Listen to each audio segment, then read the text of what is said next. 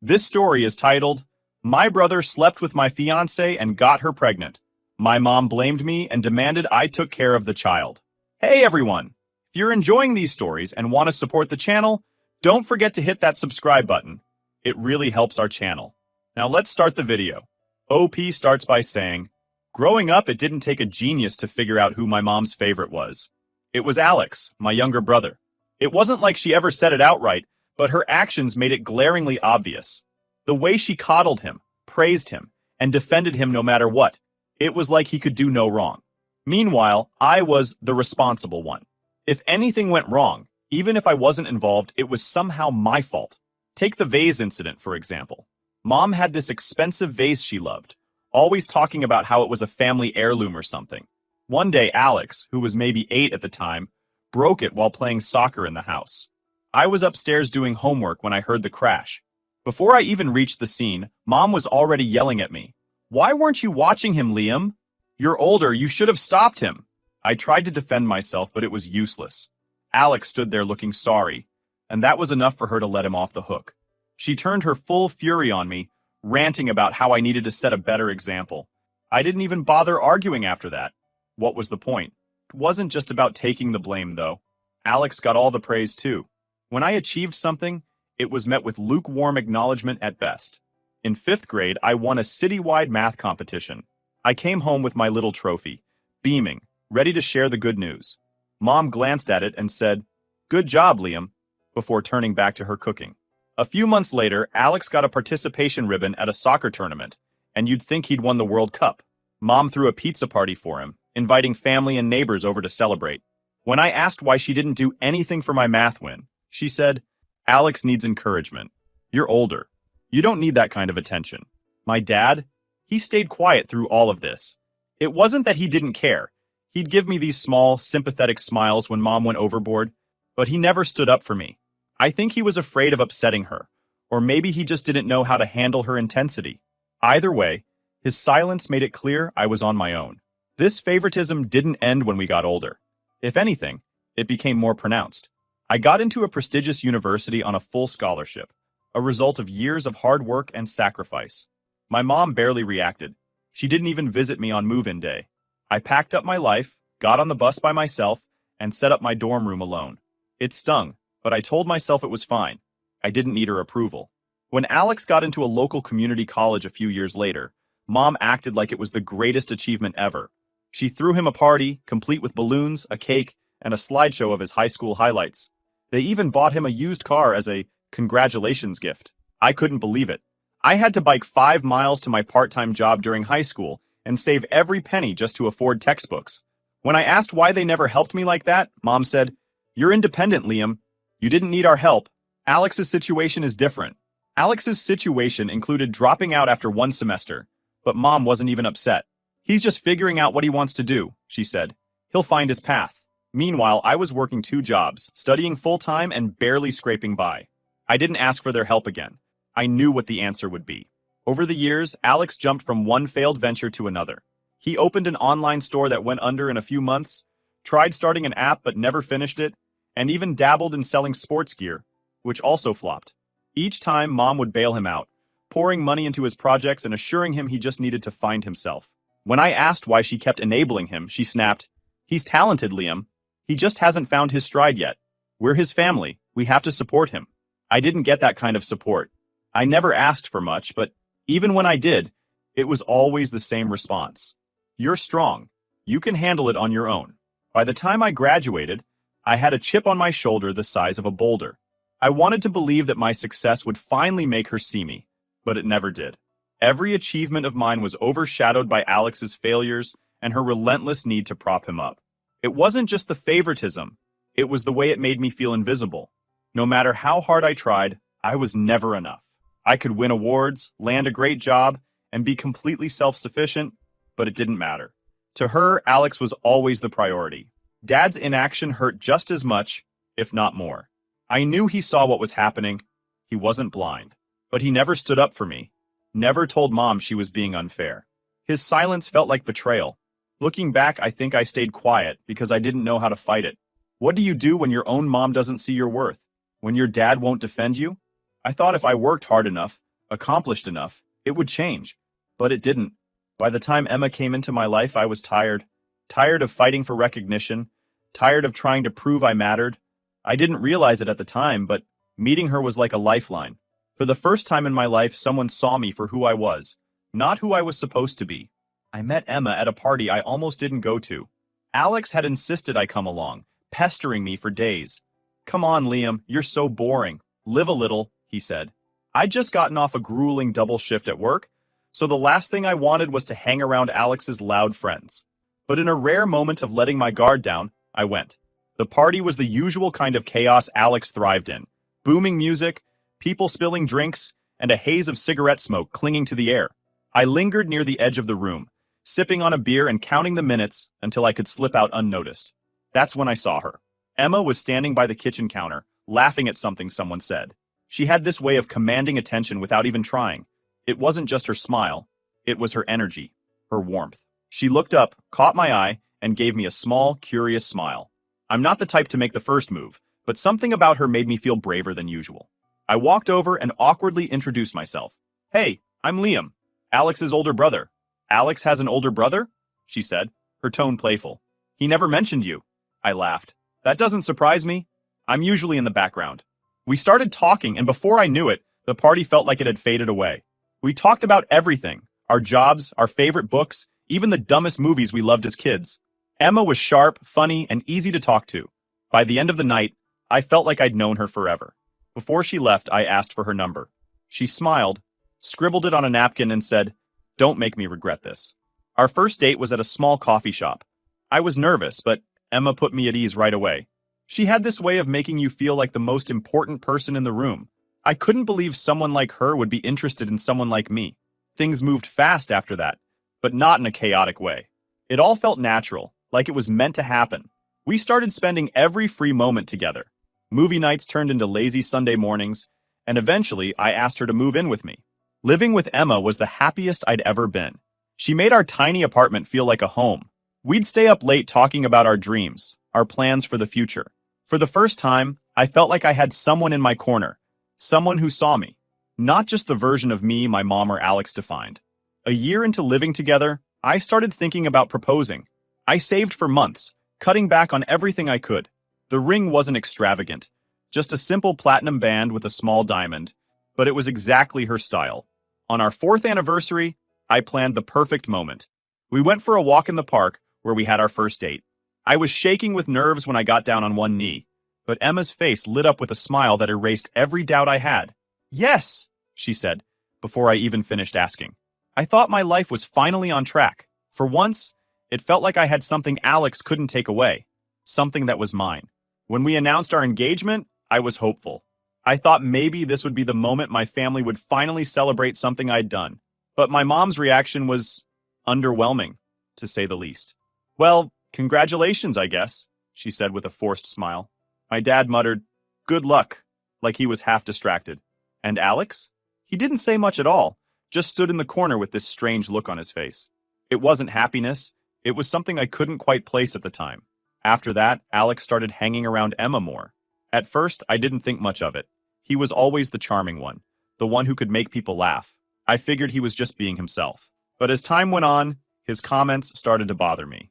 "You're lucky to have her," he'd say with a smirk. "I mean, I don't know how she puts up with you, but good for her." Emma would laugh it off, telling me, "He's just joking, don't let it bother you." But it did. Alex's presence started to feel invasive. He'd show up unannounced, linger too long, and ask Emma questions that felt too personal. "Are you sure Liam's the right guy for you?" he asked once, half joking. Emma brushed him off, but I couldn't shake the unease. I didn't want to come across as paranoid, so I kept quiet. Looking back, I wish I'd said something sooner. Maybe it wouldn't have made a difference, but at least I wouldn't have felt so blindsided by what came next. After the engagement, life didn't feel as smooth as it used to. At first, I thought it was just the pressure of planning a wedding. Emma and I had decided to save up and pay for everything ourselves. We both worked long hours and skipped vacations to make it happen. I figured the stress was getting to us both. But something about Emma's behavior started to change. It wasn't immediate. It was subtle at first. She became quieter, more withdrawn. She used to tell me everything about her day, but now her answers felt clipped, like she was holding something back. Then there was her phone. Emma had always been casual about her phone. leaving it on the table or handing it to me when she needed me to check something. But now, she kept it close, even taking it to the bathroom with her. If I walked into the room, she'd quickly lock the screen or flip it over. "What's up with your phone?" I asked her one evening, trying to keep my tone light. "Just work stuff," she said, not looking at me. Work stuff. That became her go-to answer for everything. But then she started coming home late. At first, it was once or twice a week, and her excuses sounded plausible. Meetings ran late, she got stuck finishing up a project. But over time, her stories stopped adding up. One night, I waited up for her, watching the clock tick past midnight. When she finally walked through the door, she looked startled to see me still awake. "Long night?" I asked, keeping my voice calm even though my stomach was churning. "Yeah," she said, avoiding my eyes. "We had to finish a report, and then we grabbed drinks after. You know how it is." Except I didn't. Emma wasn't the type to grab drinks with coworkers, especially not without texting me. And the faint smell of wine on her breath wasn't from her usual go-to. There was also a subtle hint of cologne. Not hers and not mine. I wanted to believe her, but a nagging voice in the back of my mind told me something wasn't right. A few weeks later, I noticed other changes. Emma started glowing in a way that felt different. She smiled more, but it wasn't her usual light-up-the-room smile. It was smaller, almost secretive. Her appetite shifted, and she started craving foods she used to hate. At first, I thought it was stress, or maybe a new diet trend she was trying out. Then it hit me. She might be pregnant. I was over the moon. Sure, we hadn't planned for it, but it felt like a sign that our future was coming together. I wanted to wait for her to share the news herself, so I didn't say anything. I spent days imagining how she'd tell me, how we'd celebrate, how our lives would change for the better. One evening, she finally sat me down. Her hands were shaking, and her face was pale. "I need to tell you something," she said, her voice trembling. I smiled, thinking she was nervous about telling me the big news. "It's okay," I said. "You can tell me anything." She took a deep breath, and then the words came out. "I'm pregnant." I felt like I was floating. "That's amazing," I said, reaching for her hand. But she pulled away, tears streaming down her face. "Liam, it's not yours." For a moment, I didn't understand what she was saying. The words hung in the air, incomprehensible. Then they hit me, and it felt like the ground had been ripped out from under me. "What do you mean it's not mine?" I asked, my voice barely above a whisper. She couldn't even look at me. "It's Alex's." The world shattered. I stared at her, waiting for her to take it back, to tell me it was a mistake or some cruel joke. But she didn't. Emma told me everything, or at least enough to destroy me. She said it started at our engagement party. While I was busy talking to guests, Alex had cornered her. He told her she was making a mistake marrying me, that I didn't appreciate her. He'd played on every insecurity she had, planting seeds of doubt until she started believing him. "It just happened," she said, tears streaming down her face. "I don't know why I let it." She tried to explain how Alex had promised her everything she thought I couldn't give. More attention, more affection, a better future. "He made me feel seen," she said, her voice breaking. I couldn't listen anymore. My chest felt like it was caving in. "Pack your things and leave," I said, my voice cold and unfamiliar. She tried to apologize, to explain, but I wasn't hearing it. By the time she walked out the door, I was left sitting in silence, staring at the life we'd built together, now in ruins. I called Alex that night.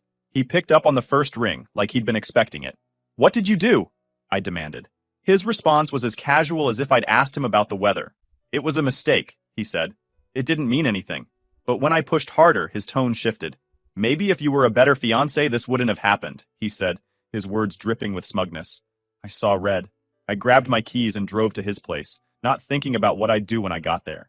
When I pulled up, I saw my mom standing on the porch, arms crossed like she was waiting for me. My dad was next to her, looking exhausted before the confrontation had even started. "We need to talk," Mom said the second I stepped out of the car. "I don't have anything to say to him," I snapped, nodding toward the house where Alex was undoubtedly waiting. But she wasn't about to let me walk away. "He didn't mean for this to happen," she said.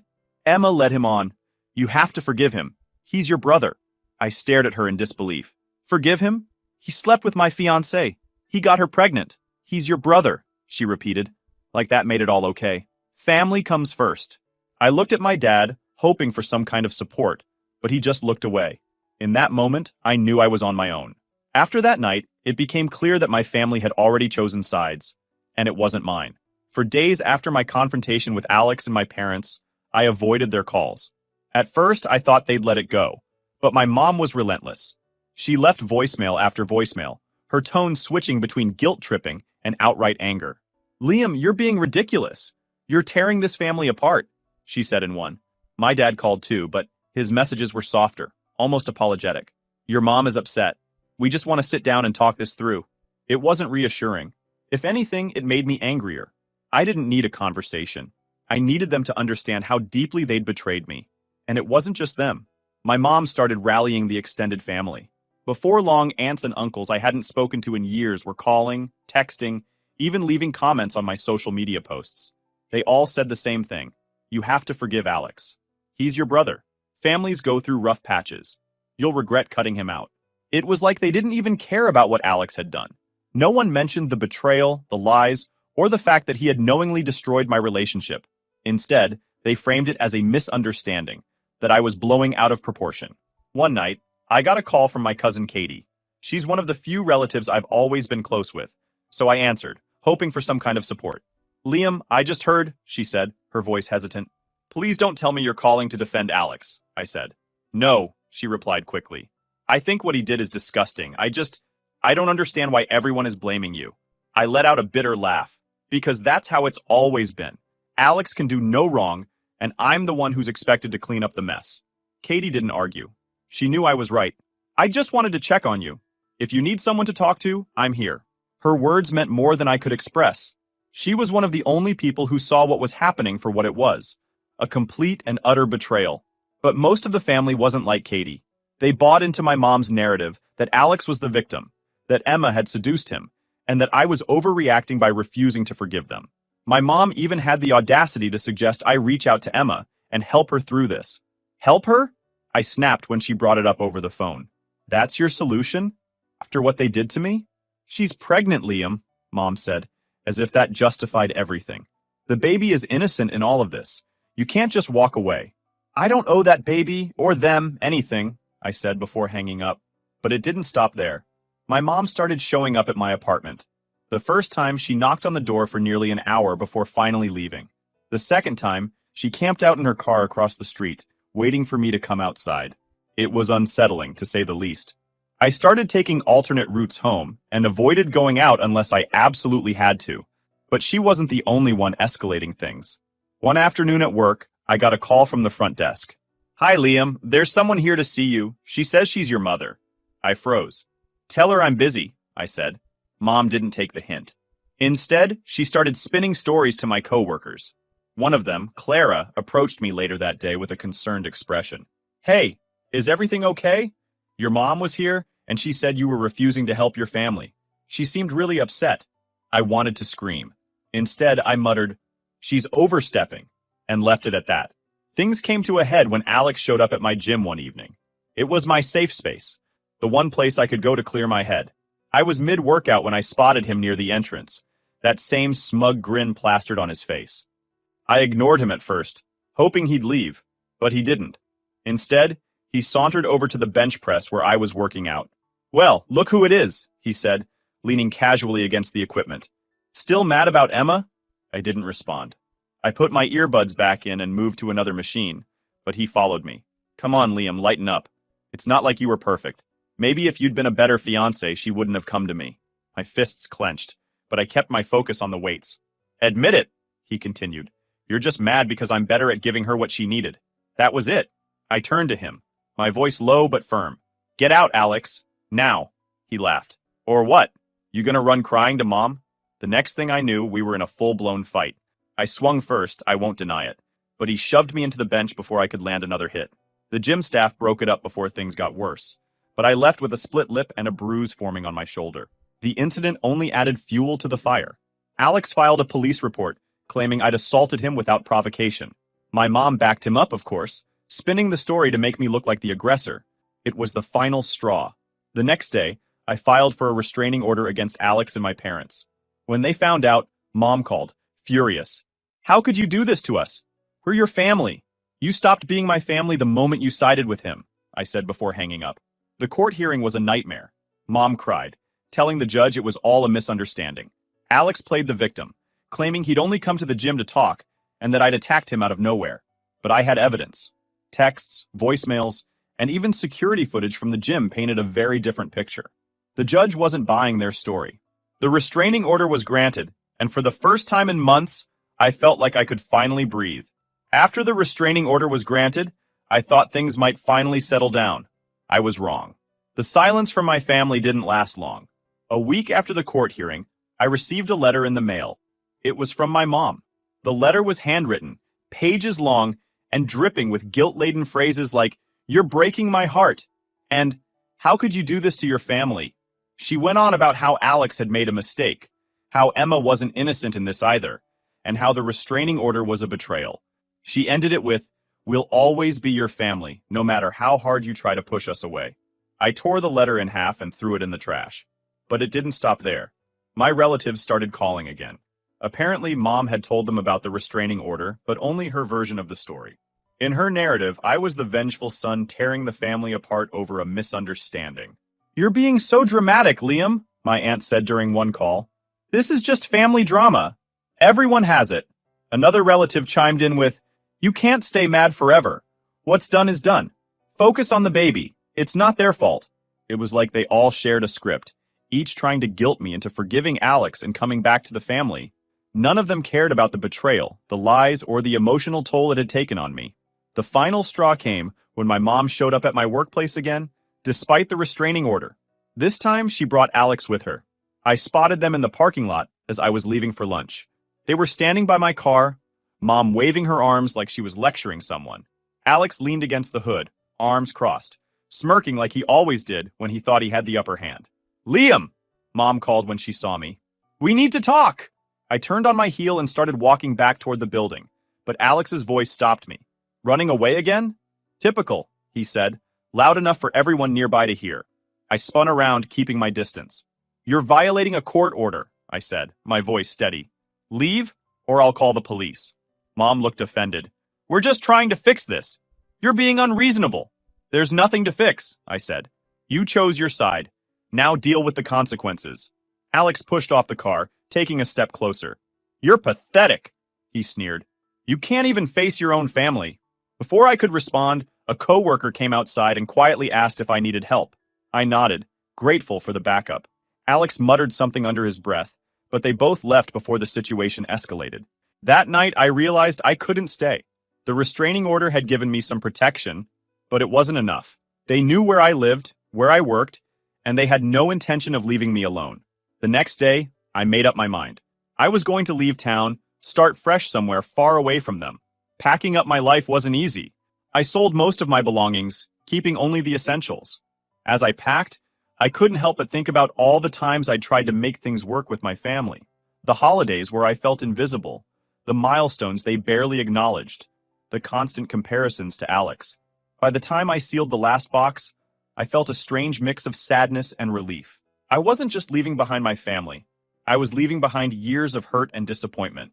Before I left, I called my cousin Katie to let her know what I was doing.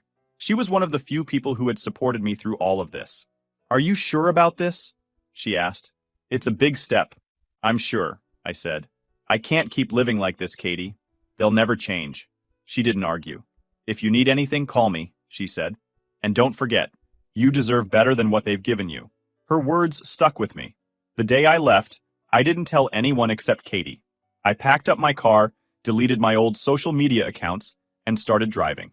As I crossed the state line, I felt an overwhelming sense of freedom.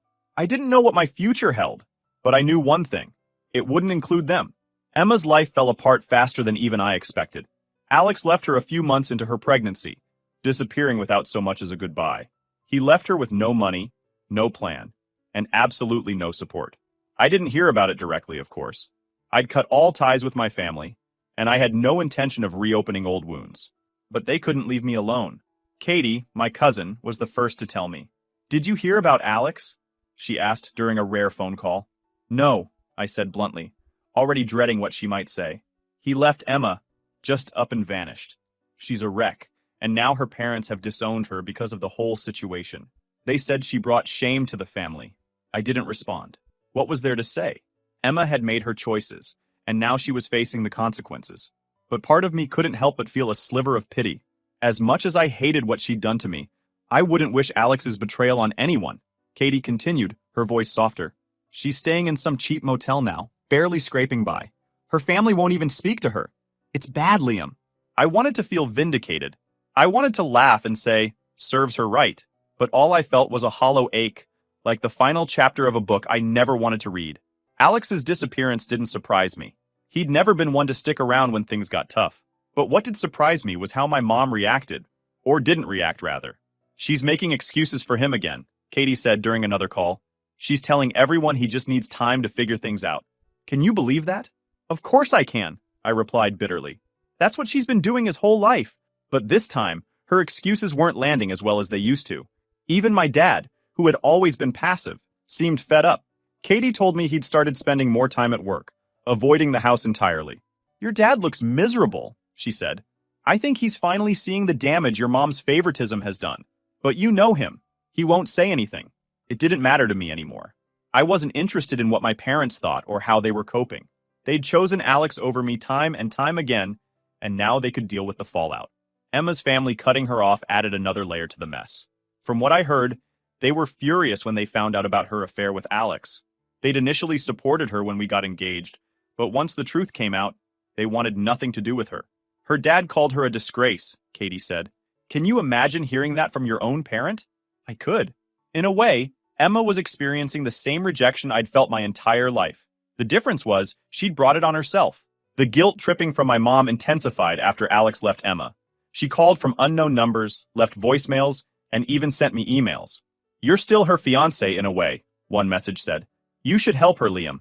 The baby is innocent in all of this. Another email read, family means stepping up even when it's hard. I raised you better than this. I deleted them without responding. When I continued to ignore her, my mom resorted to sending other relatives after me. Aunts, uncles, even distant cousins I hadn't spoken to in years suddenly started calling and texting. You can't let Emma struggle like this, one cousin said. She's pregnant, Liam. Don't be so cold. She's carrying your niece or nephew, another said. That baby needs a family. They made it sound like I was the villain for walking away. No one seemed to care about what Emma and Alex had done to me. No one wanted to talk about the betrayal, the lies, or the years of favoritism that had driven me to cut ties in the first place. Katie, as always, was the only one who saw things clearly. Don't let them guilt you, she said. You've done nothing wrong. This is their mess, not yours. Her words were a lifeline. Despite everything, I stayed firm in my decision to stay away. I knew that getting involved would only drag me back into the chaos I'd fought so hard to escape. Emma's struggles weren't my responsibility, and neither was Alex's absence. I kept my focus on rebuilding my life. Therapy helped me work through the lingering anger and resentment, and I found peace in the little things. Taking Max for long walks, exploring my new city, and meeting people who knew nothing about my past.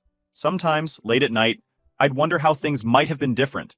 If my mom had treated me fairly, if Alex hadn't betrayed me, if Emma had made different choices. But those thoughts were fleeting. I'd learned that dwelling on the past only kept me tethered to it.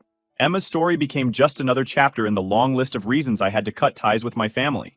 I didn't take joy in her suffering, but I didn't feel obligated to fix it either. Life is about choices. Emma and Alex made theirs, and I made mine. For the first time in my life, I chose myself, and I don't regret it.